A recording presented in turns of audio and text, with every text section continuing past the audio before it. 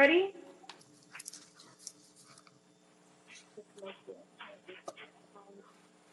Oh, Valentin, are you there? He's here. Yes. Okay. Are we ready to start? Anytime. Okay, great. Good afternoon, everyone. I'm Councilwoman Monica Rodriguez. Welcome to the Public Safety Committee meeting for Tuesday, September 22nd, 2020. I am joined today by my Vice Chair, Mr. Councilmember Mr. O'Farrell, Councilmember Mitch O'Farrell, sorry, David Rue, and Councilmember Joe Buscaino. Mr. Lidd, if you could please call the roll and continue to provide with the announcement of the call-in information for today's agenda. Very good. Councilmember Rodriguez? Present. Councilmember O'Farrell? Present. Councilmember Buscaino? Here. Councilmember Rue? Present. And Councilmember Lee? Okay. All right, then we'll move on here. Members of the public who would like to offer public comment on the items listed on the agenda should call 1-669-254-5252 and use meeting number 161-586-7607 and then press the pound key. Press the pound key again when prompted for the participant ID. Once admitted into the meeting, press *9 to request to speak. Okay, we do have a few speakers.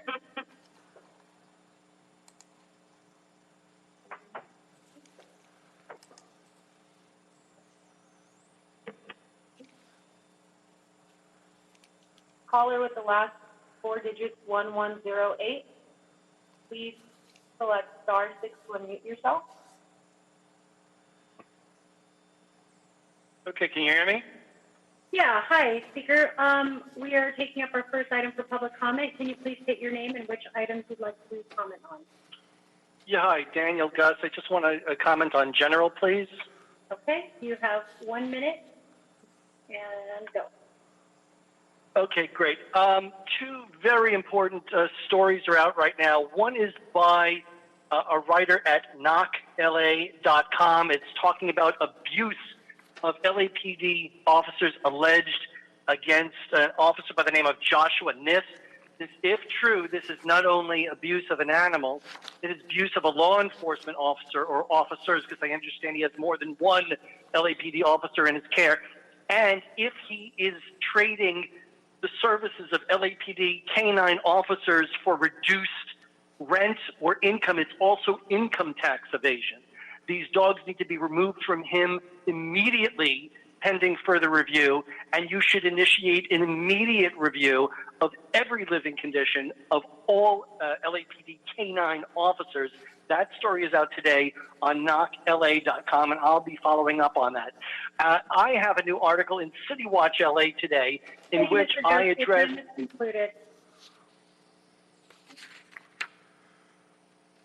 Next caller with the last 4 digits, 2970. Please select *6 to unmute yourself. Hi, speaker. Please state your name and the items you'd like to speak on. Yes, I'm Audrey George, and I'm speaking on item number 5. Okay, you have 1 minute. If I'm understanding correctly, City Council is making a mockery of that whole illusion people have that you've cut $150 million from LAPD's budget, which we know is an illusion anyway because they had just gotten an increase. But I'm seeing now that there are actually supplemental police accounts for LAPD and that you can fund those. So it makes it even more meaningless that you cut their general budget when you're giving money to these supplemental police accounts in the first place. So I just want to say that people are onto you and that nobody's being fooled. And I'm not sure what you think you can accomplish by this kind of trickery. Thank you. Thank you.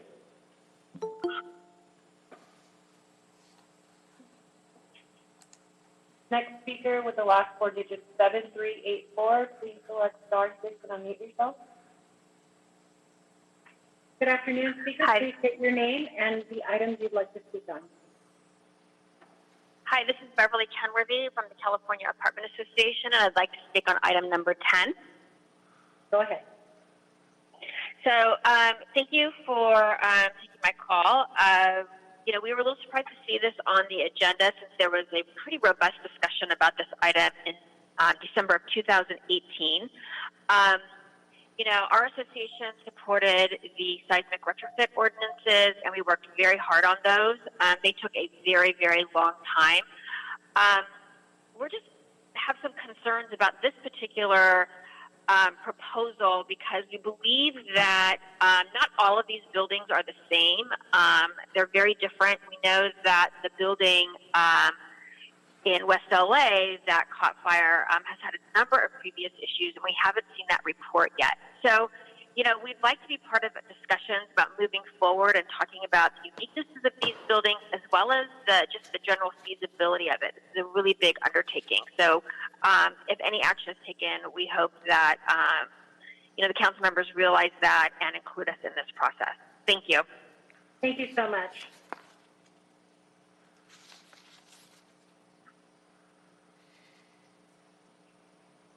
Caller with the last four digits, 7644. Please select star 6 to unmute yourself. Good afternoon, speaker. Please state your name and the items you'd like to speak on.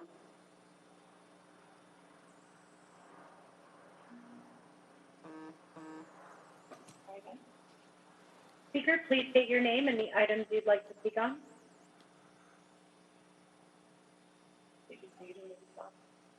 You need to star 6 to unmute yourself.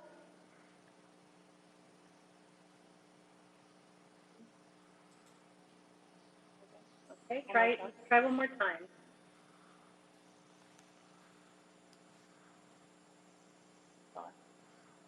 Star 6 to unmute yourself.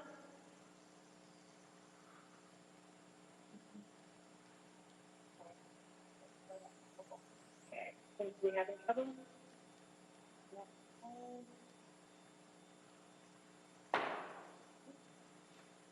Caller with the last four digits, 6033. Please select star 6 to unmute yourself.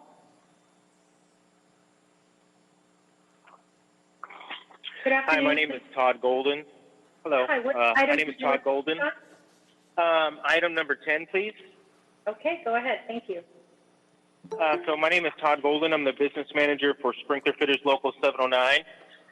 Local 709 has been an active and important part of the fire protection industry here in Los Angeles for 100 years. We strongly support the motion and encourage the committee to move forward. The cost of life is at question here, and we've had several fires, multiple injuries, and unfortunately a death since the last time this issue was brought before the city. And the question basically is who, what, and where will be the next victim of the next unpredicted residential high-rise fire. So we support this retrofit motion, and we will extend our expertise in any way we can to help move it along. So we thank you for your time. Thank you so much.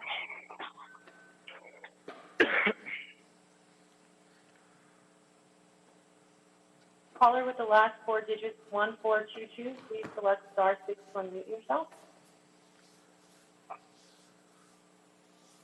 Hi, caller. Please state your name and the items you'd like to speak on.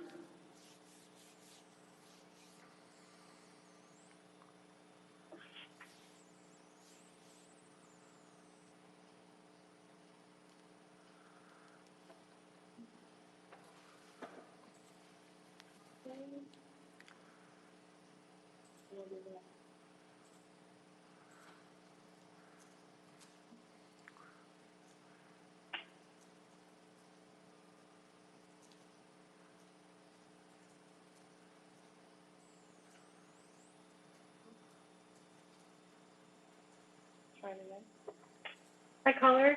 Please state your name and the items you'd like to speak on.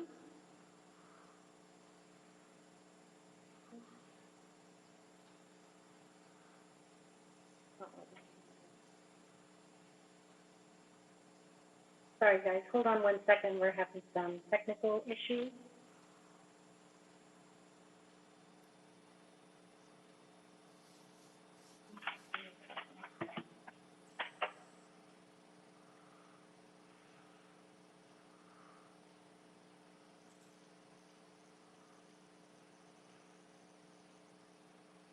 Speaker, please state your name and the items you'd like to speak on.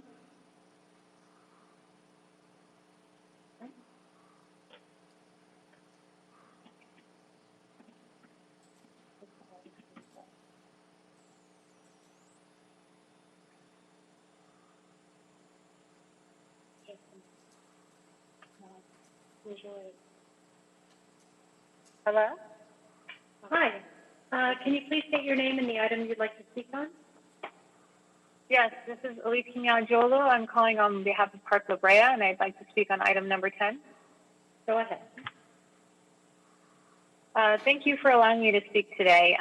We're calling in today because fire safety is of utmost concern at Park La Brea, and we'll say we have significant concerns with this motion as it pertains to Park La Brea, and we request that the motion is continued, and at minimum, time is allowed for review of individual properties on a case-by-case basis, as well as weigh-in from various agencies. The safety issues that were raised in the Barrington Plaza fire, as well as previous fires, are simply not present at Park La Brea. And, while we recognize that sprinklers prevent the spread of a fire, Park La Brea's design and construction are inherently preventative of the spread of fires. We can list many reasons for this, but, the main examples would be that there's an X-wing configuration. It means the 12 units on each floor don't share many walls. It's made of concrete. Wooden balconies like in the Honolulu fire or a long row of apartments like in the Barrington Plaza fire are simply not present. There are other safety measures like smoke alarms, loud horns, 2 fire hoses and extinguishers per floor. The bottom line is, this asset's been around for 70 years. There's never been a fatality, and no fire has spread to multiple units. We've got the fire department right across the street. We work with them frequently and run many drills, and we think that.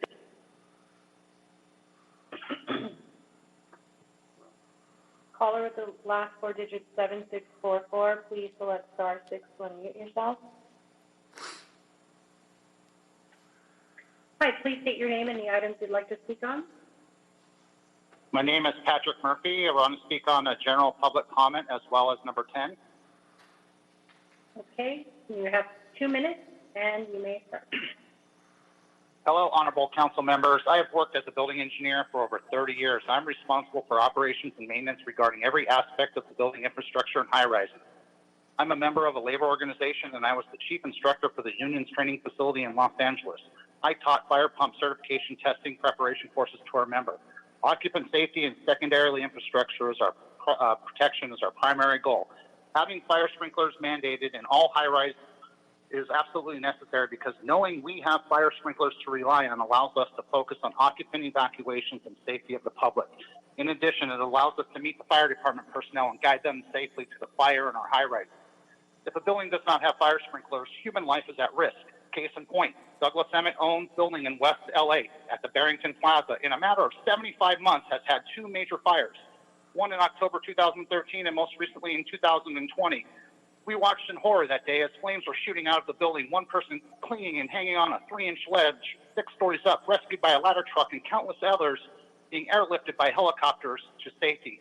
The human toll from that fire resulted in 1 death and many injuries. Fire sprinklers open and release gallons of water to mitigate fires. Fire sprinklers reduces the risk on many levels, especially for our brave men and women of the fire department, as well as the occupants and the building operating engineers. We need fire sprinklers in all high-rises. It's time for these 55 high-rises to be fitted with fire sprinklers. It's public safety, pure and simple. How many more high-rises must we watch helplessly without fire sprinklers? We obviously can't rely on the ownership of Douglas Emmett, who has shown neglect twice in such a short period, and now with the loss of life and not a plan to protect public safety. I ask for this mandate because Douglas Emmett, won't do it themselves unless you mandate it for them. Thank you for your time on this agenda item and providing a public forum to discuss this high-rise sprinkler mandate. Thank you. I yield my time. Thank you very much. Speaker with the last 4 digits 4223, please select star 6 to unmute yourself. Hi, yes, Speaker, good afternoon. And the items you'd like to speak on? Yes. My name is Brian Cortez. I'd like to speak on item number 10 regarding fire sprinklers. You know, it's a proven fact. It's a proven fact in the city, not in the city, throughout the country, throughout the world, that fire sprinklers save lives. I mean, we're talking about human life here. Granted, when these buildings were in, codes were different then, but fast forward here, 40 years in some cases, even more. I mean, we need to mandate where we have fire sprinklers in these buildings, especially where we have occupants in them. Warehouses, I totally understand. Different scenario. You don't have people in them 24 hours a day, 7 days a week. But where you have something where you have people in there on a 24/7 base, it is important that we save them. You ask the fire department, this is something they want to do. Most reputable landlords, they go ahead and do it and do it. I understand there's a cost to these things, but how do you put a cost on human life? Thank you for your time. I appreciate it. Thank you. Thank you very much.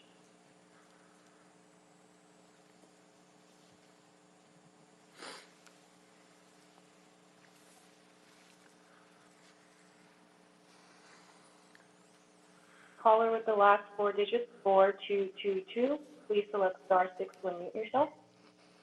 Hi, caller. Please state your name and the items you'd like to speak on.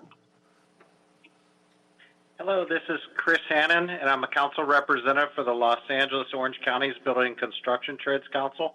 Wanted to address the council members and committee members and express our full support for the motion, and this is for motion number 10, item number 10. As a 25-year sprinkler fitter, I can tell you that fire sprinklers do save lives, the systems do work, and there should be no exception in the city of Los Angeles for any high-rise buildings, including residential high-rise buildings, to not have fire sprinklers. Again, the building trade supports the motion moving forward with no exceptions for any high-rise residential buildings. Remember, it's not just the construction of the building, but it's the contents of the building that are flammable. It's an absolute life safety, not just for the occupants, but also for our first responders. Thank you very much for your time. Thank you very much. Caller with the last 4 digits, 0804. Please select *6 and unmute yourself. Hi, caller. Please state your name and the items you'd like to speak on.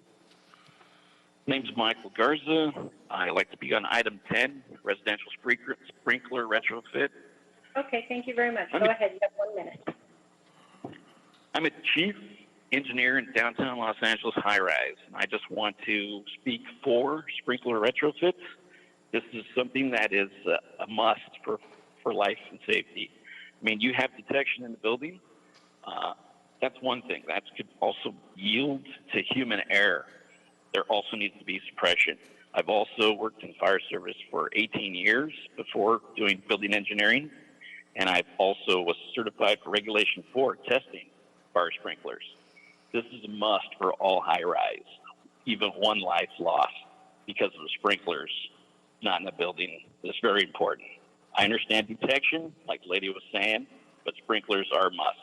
We just had a fire in downtown Los Angeles just the other day, and it wasn't for those sprinklers in the underground target. Those 4 sprinkler heads going off, we would have lost control of that fire. Thank you.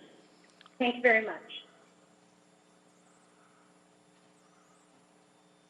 Caller with the last 4 digits, 9097. Please select *6 to unmute yourself. Good afternoon, caller. Please state your name and the items you'd like to speak on. Yes, my name is Danny Stevens, business representative with Local 709, speaking on item number 10. Okay. I strongly support an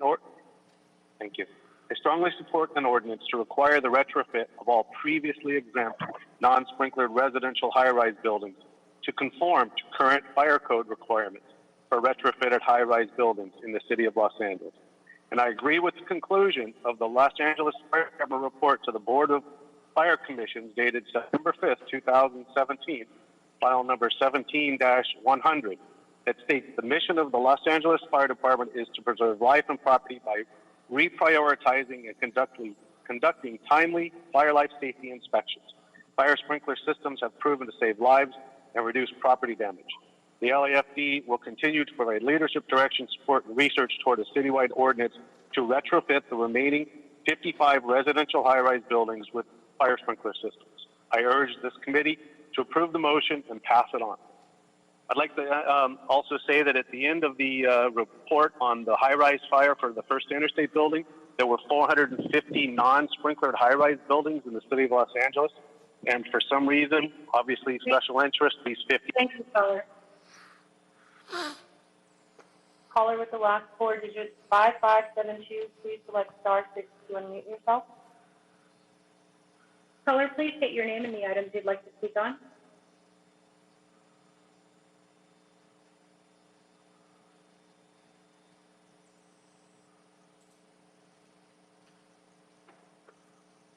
Caller, please state your name and the items you'd like to speak on.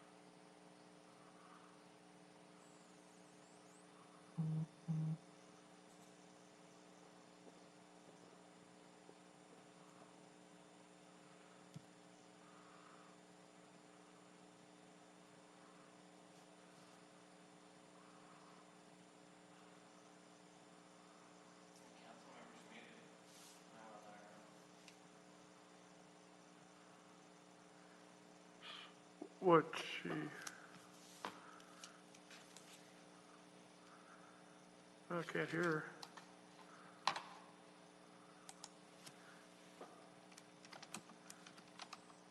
And I realize I just did that all muted. Sorry about that. Colleagues, that concludes general public comments, and I'd like to now take us to ask that we approve items 2 through 9 on consent. If there are no objections, Mr. Lid, would you please take the roll? Yes. Councilmember Rodriguez? Aye. Councilmember O'Farrell? Aye. Councilmember Buscaino? Aye. Councilmember Rue? Aye. And Councilmember Lee? All right, that's for items 2 through 9. Thank you very much. And now that brings us to item number 1 on the agenda. Item 1, communication from the mayor relative to the appointment of Ms. Renee Marie Ma to the Police Permit Review Panel for the term ending June 30th, 2021. Thank you, Mr. Lid. Colleagues, Ms. Ma will not be accepting her appointment, and the mayor's office has requested that this appointment be withdrawn. Therefore, I'd like to recommend that we note and file this item. And without objection, Mr. Clerk, would you please call the roll? Yes, Councilmember Rodriguez? Aye. Councilmember O'Farrell? Aye. Councilmember Buscaino? Aye. Councilmember Rue? Aye. Very good. That's note and filed for Thank you number very 1. much. And now that brings us to item number 10.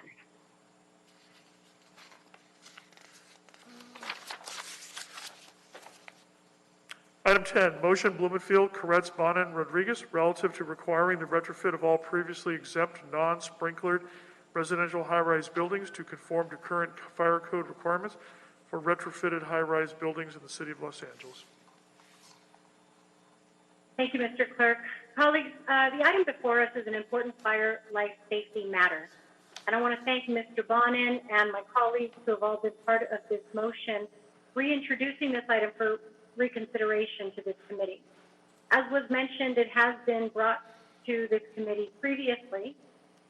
But before we go into a discussion with questions, I want to provide an opportunity for the fire department to give proper background on the history of this issue and the efforts around it to ensure enhanced safety of residential high-rise buildings. And so I know we have Chief Saunders available. I see Graham, and then Julie Raffish, and we have someone from Building and Safety, I believe, as well. And so, Chief Saunders, please go ahead. Good afternoon, Madam Chair and honorable council members. I'm Warren Saunders, the Assistant Fire Marshal for the Los Angeles Fire Department. The department strives to provide effective fire prevention and public safety. In the case of this motion, a goal to ensure fully sprinklered residential high-rise buildings with fire protection, water systems designed for both sprinklers and standpipe demands. A fully sprinklered is expected to control not only fire, but also limit smoke generation. A high-rise fire can be deadly and requires a vast number of fire department resources, as we've seen in our last Barrington high-rise fire on January 29th earlier this year, where fire was on the 6th and 7th floor of the 25-story residential building. And just 7 years prior, on the 11th floor at the same complex. Currently, 55 buildings that were excluded from the previous high-rise ordinance and requiring these sprinklers, these buildings to add sprinklers and other systems will increase the fire life safety systems equal to those found in other sprinklered office buildings in the city. The fire department has created a non-sprinkler residential high-rise steering committee and has been meeting regularly with members of various sections of the Fire Prevention Bureau, as well as with Los Angeles Department of Building and Safety, and selected a small sample of 5 of the 55 non-sprinkler high-rise buildings to identify challenges. We've also began the dialogue with other stakeholders and opened up the dialogue with our Building Owners and Management Association, Central City Association, and also the Fire Code Advisory Committee, just to make sure that we're opening that discussion and listen to all the stakeholders' concerns. And I look forward to the dialogue in the report. Thank you. And Chief, if you could give me some history, because we're trying to, obviously policy changes that we will be presented with and adopting will have far-reaching implications with how we manage a variety of circumstances. I think similarly, we would consider some of the earthquake retrofit efforts as being somewhat parallel to this kind of conversation. Could you explain the work that was involved as it relates to earthquake retrofit and what parallels we might derive as it relates to, for example, the efforts that were deployed in when we shifted policy for high rises and how we might adapt to these remaining 55 locations? Definitely. We'll begin with the earthquake retrofit, but also the high-rise sprinkler retrofit ordinance. I think would be a direct parallel to this ordinance. Would be a great starting point. And really, first thing was set forth is a survey that would go out for each of the buildings set forth in a particular ordinance to identify all the shortcomings in the building and decide how of all those buildings then it can meet the justification of and meet the demands of the ordinance. Looking at the previous high-rise retrofit ordinance, which would be very important, and we did this in the beginning with our office buildings, but most of our fire safety systems that began with fire pumps and all the way down to smoke evacuation systems in the stairwells, which would be immediately dangerous to life and health of elevator lobbies, fire pumps, and fuel systems. And of that ordinance, there were 55 buildings that were excluded from the ordinance, and those were the residential high-rise buildings. Most of those, or some in West LA corridor. We have those throughout the city and most of our council districts. And after which we still have had some voluntary buildings that have definitely had a strong sense of urgency for the fire protection and life safety systems in these buildings, and then voluntarily began the process of putting sprinklers in some of those buildings. Now, we know definitely the Fire Commission years past passed a resolution and to move forward to actually adopt and look at those additional 55 buildings that were unsprinklered. And this is where we are today, looking at what we could possibly do for these 55 buildings and what would be required. We do know that it's definitely going to be a matter of time. Some of these, even if a building is in a good financial position and voluntarily wants to do this process, it's definitely going to take a long time to complete this process, probably about 5 years for even a building in good financial sense and have a lot of time and the motivation to do this. So definitely, it would definitely have to be spent out over a vast number of years, as well as one challenge would be, we definitely know that we've got different residential high-rise buildings. We have some condominium complexes, as well as those that house apartments. So the inhabitants of some of those buildings are quite different. It poses some different challenges in some of the residential buildings, which may be different than what we saw in some of the office buildings. But that's a general overview, and I'd like to take maybe some direct questions that we get to specifics. So you indicated best case scenario, 5 years for a building in good financial standing. Is that correct? That is correct. Just because of the number, when we look at the sprinkler systems, we're also looking at the water supply. That's a tank that is going to house water there, fire pumps, the fire alarm system, and the connections which firefighters are going to have to connect to in the stairwells. So there'll be a lot of other systems that are going to need to be upgraded, and that'll also give DWP time if additional water systems need to be brought in to the structure, as well as upgraded possible power supply for these buildings. So then, to be clear, it's not just exclusively on the property owner. It's going to require a substantial amount of support from the city family in order to make sure that they're able to fulfill this with some of the pressure systems, for example, with the Department of Water and Power, as you noted. So I guess my follow-up question would be, in this circumstance, would it, in your opinion, or based on what has been implemented previously, does it require the building to be vacated for the purposes of these retrofits? We definitely, there is going to be a portion when you actually need to put the sprinklers in the units. Those units would have to be temporarily vacated to install the sprinklers inside of those units. So what some of the owners have chosen to do in the city is wait for some apartment units to be vacant, and then as units are vacated, they then go to the floor and install units in module basis in those different floors at a time. And Los Angeles Department of Building and Safety would really be able to speak to this as far as take the lead in the last ordinance to speak to the particulars in the sprinkler installation in these buildings. Do we have someone here?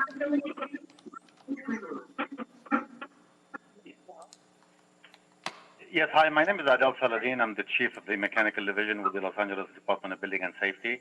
And yes, we can do the retrofit on certain portions of the building as planned. So not the entire building would be required to be vacated, and we can retrofit like certain floors at a time so that we don't end up having to ask all the people to leave the building during construction. So these retrofits are able to be made while occupied or not? I'm sorry. Well, part of the building can still be occupied while we're working on the floors that are being retrofitted. And as we finish some of the or part of the building, then these areas can be occupied and other floors would be vacated so that the work can be done. Okay. I believe we have the city attorney on. I do have a question just in terms of buildings that perhaps are protected under the RSO ordinance, what the implications would be for those units and this type of process.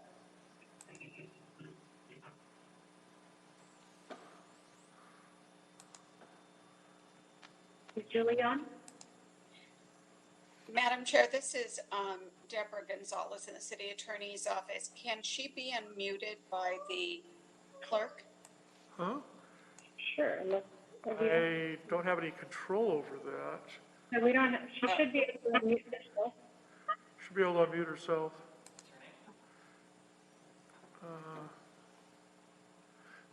Judy Raffish?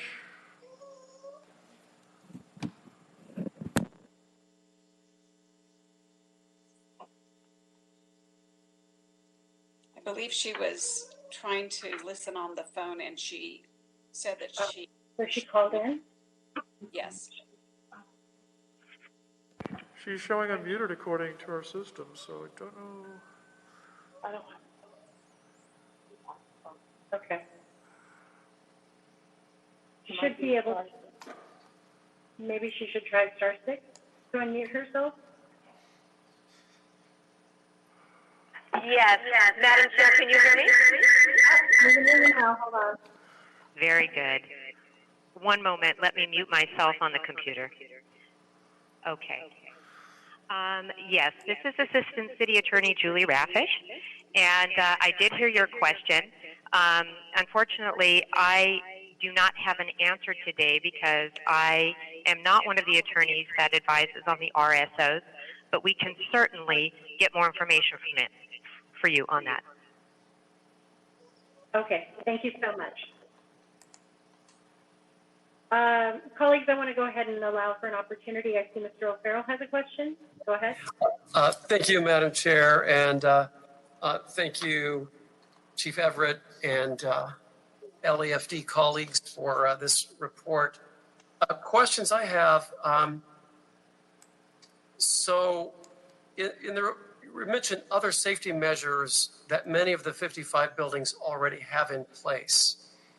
Could you elaborate on what some of those safety measures are if they're not sprinklers? Definitely, council member. Other safety systems in place are going to be the fire alarm system will have different other per floor will have different connections. They'll be able to let us know if there's any tampering in the valves or water flow alarms. The elevator lobbies in every floor will have a 1 hour corridor rating. That way fire intrusion toward the elevator lobby, those vestibules will have a time area where fire can't penetrate, would be delayed. Also be stair shaft ventilation, large fans installed in the stair shafts, evacuating smoke out of those stair shafts, and also adding fuel systems of fuel pumps in emergency, that way they can actually provide the generators and those fire pumps that will actually be running once the fire activation happens, that will trip the fire sprinklers inside the building. Didn't you just describe, though, what will happen? There's mention of existing safety measures already in some of these 55 buildings. Yes, some of the existing systems in the building right now, they have dry standpipes. So inside of the stairwells, there's a stairwell, there's a pipe that's empty, so fire engineers have to pump water into those systems currently. So those are some of the systems in place now. There's already smoke detectors in place.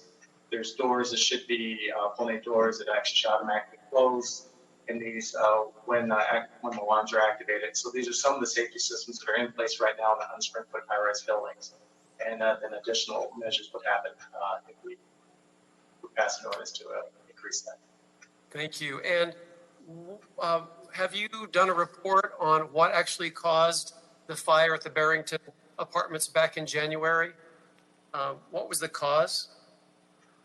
I don't have the calls right now with me, that report. We'd have to get back to you on that, Councilman. But there were known issues. I mean, there was a fire back in 2013 at the same building, and it's 9 months later, but it still hasn't been determined what the cause of that fire was.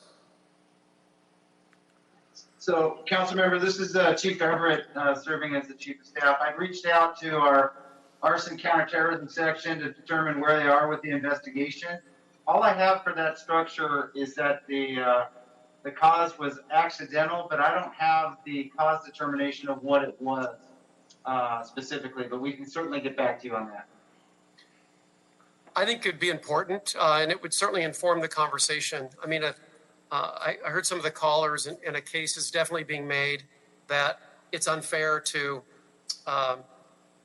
highlight the deficiencies at the Barrington Apartments that were well known before the January fire. Not to say that sprinklers shouldn't be in all buildings by any means. In fact, when this first came forward back in 2018, I think I spoke up and said that we should not just table it, but we should pursue this. And it took the Barrington fire to, of course, highlight the dangers of apartment building high-rises that don't have sprinkler systems. Another question is, just a comment, the costs of retrofitting these buildings with sprinkler systems, we need to make sure that we take into consideration the costs that will be passed through to tenants. It'll be interesting to see what that structure, that financing structure looks like, and exactly how it will be paid for and who will be helping to pay for it. Last question, Madam Chair.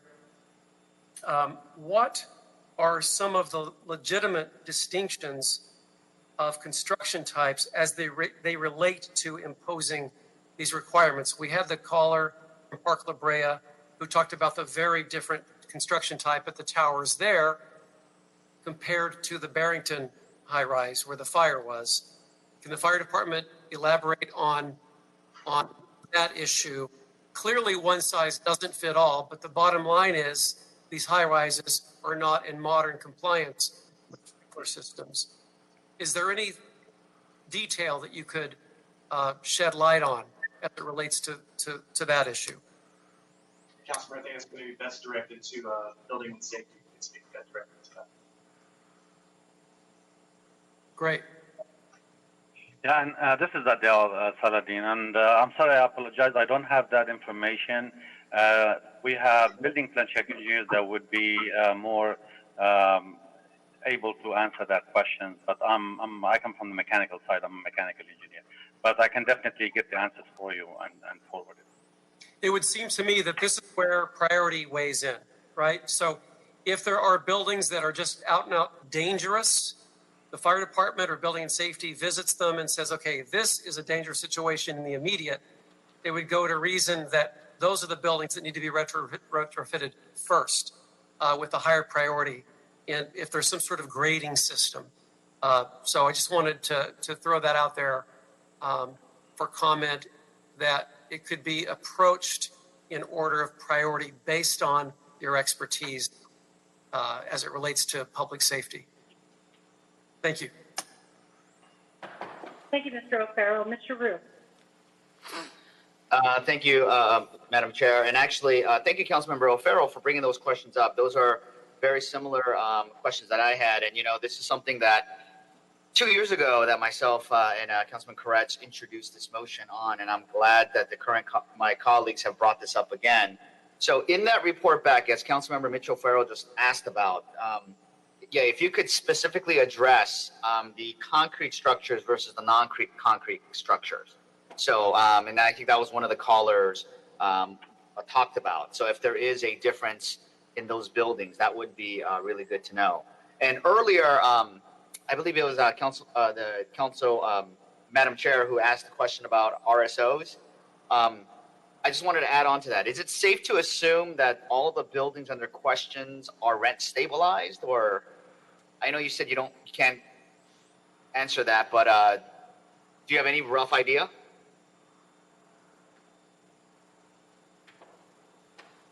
Fire department or CAO, CLA, whoever can answer that. I know Julie mentioned on the RSOs, they'd have to find out, I think, from HBID.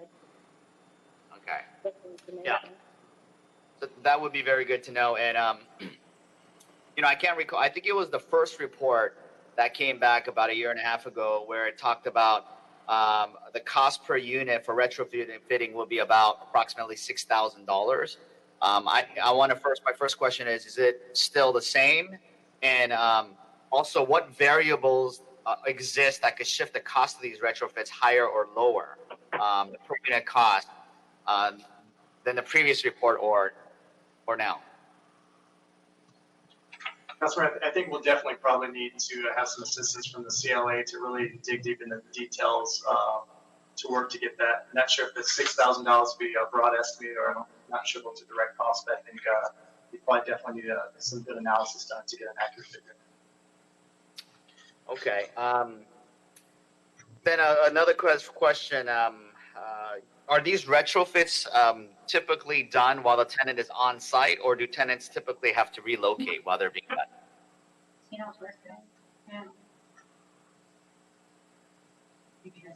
That'd be for LATBS. Is LADBS or housing? We mentioned Mr. Root earlier that the floor would be vacated in order to accommodate the retrofit. Well, like I said, Madam Chair, I'm very glad that this is before us again. I would really like to see the updated report so we can have a better direction. But, I think this is very, very, I just want to reiterate what everybody else says. This is very timely, and this is something that is very necessary. And I look forward to our next steps on this. Thank you, Mr. Root. Mr. Buscaino, did you have any questions? Yeah, Madam Chair, I'm falling in line with Mr. Rue's comments and questions that there will definitely be some disruption moving forward when you have 4,000 residents at Park La Brea. That's going to be quite challenging. In addition, I would say most of those properties, if not all of them, are RSO units. So just be cautious moving forward, and looking forward to getting some more information ready. Thank you, colleagues, and I want to thank the Fire Department and Building and Safety, and Julie, thank you for being available. Clearly, this is a very complex issue, none of which really undermines the overarching goal of making sure that we have proper fire life safety regulations and protecting the tenants in these units. But we do require a great deal more information before making a recommendation on a policy that would have far sweeping implications, particularly at a time when we talk about, it's unfortunate, but when we're talking about it in the context of COVID, and we talk about what a financially stable environment is right now, I think that's a very different conversation than what it would have been pre-COVID, given some of the circumstances, the financial circumstances of many of these residences. So with that, colleagues, I do want to make sure that we are in the process of developing a really thoughtful policy on this going forward to address these 55 buildings. And I think it's going to require, in fact, I know it's going to require far more information from some of those that weren't able to join us today, and it's going to require some more in-depth review. And so with that, I would like to recommend that the committee adopt with the following recommendations and amendments to this motion. I'd like to instruct the Fire Department and the Department of Building and Safety, with the assistance of the City Attorney and the Housing Community Investment Department, to report with a plan and process to require residential high-rise buildings built between 1943 and 1974 to retrofit and install sprinkler systems similar to city requirements for earthquake retrofits. This report should include recommended options for implementation, a timeline for implementing the program, including phases and milestones, an assessment of all buildings, prioritization of the most vulnerable buildings, requirements for privately owned buildings and corporately owned buildings, considerations for tenant protections and owner rights, considerations of RSO units and issues around them, and a general overview of the costs associated with these types of retrofits. Further instruct the CAO, with the assistance of the CLA, to report on financing options and the feasibility of using federal HUD or FHA loans, multifamily housing revenue bonds, state or local funds, and financial tools to assist building owners in the costs of these upgrades, similar to any offered to building owners required to retrofit buildings to meet current seismic safety standards. Mr. Clerk, if you please call the roll. Councilmember Rodriguez? Aye. Councilmember O'Farrell? Aye. Councilmember Buscaino? Aye.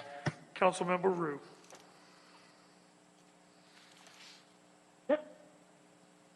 I think he accidentally hung up. He'll be back. Let's give him a minute. Sorry, I'm back. Yes. Okay. Very good. Approved as amended. Thank you very much. Thank you, colleagues. Thank you, everyone. Mr. Clerk, have we cleared the desk? That would clear the desk, ma'am. Thank you. This meeting is adjourned. Thank you. Thank you.